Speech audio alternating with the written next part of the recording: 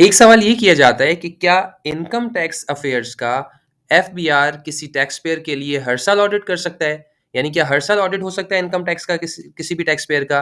तो इसका जवाब है जी नहीं।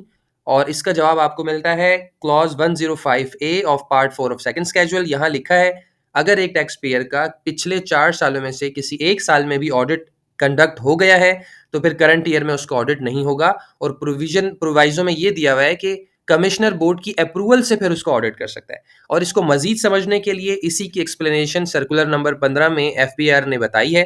आइए आप उसको देख लीजिए। देखिए ये यहां से लेकर यहां तक एक्सप्लेन किया है इसको एफबीआर ने मजीद कि फॉर एग्जाम्पल एक टैक्स पेयर है, tax pair A as audit of income tax affairs of tax year 2017 has been finalised in tax year 2022। मतलब ये है कि एक टैक्स पेयर है, उसका नाम ए है।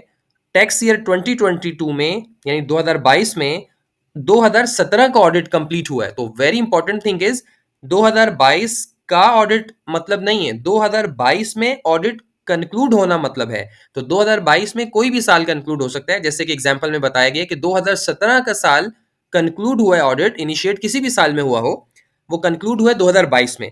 अब बताया जा रहा है कि tax payer A can only be audited again. अब next time tax payer A का ऑडिट सिर्फ उसी वक्त हो सकेगा, कब होगा? आफ्टर 4 टैक्स ईयर्स, 4 साल के बाद। कब? इन टैक्स ईयर 2027 में। तो इसका मतलब है अगर 2022 में आपका ऑडिट हो गया तो अब आपका नेक्स्ट ऑडिट कब हो सकता है? 2027 में हो सकता है। और उसको देखने का तरीका क्या है? आप किसी भी टैक्स ईयर में खड़े होकर, जैसे इसी एग्जांपल में देख लें, आप 23 में खड़े हुए तो आपने 23 में पिछले 4 साल देखे क्या कोई ऑडिट हुआ हुआ है? यस, 22 में हुआ हुआ है। किस साल का हुआ हुआ है ये रेलिवेंट नहीं है, इंपॉर्टेंट नहीं है, बस ऑडिट एग्जीक्यूट होना चाहिए। आप इसी तरह से 24 में खड़े होकर आपने पिछले 4 साल देखे, यस 22 में हुआ हुआ है। उसके बाद आपने 25 में खड़े होकर देखा, यस 22 में हुआ हुआ है।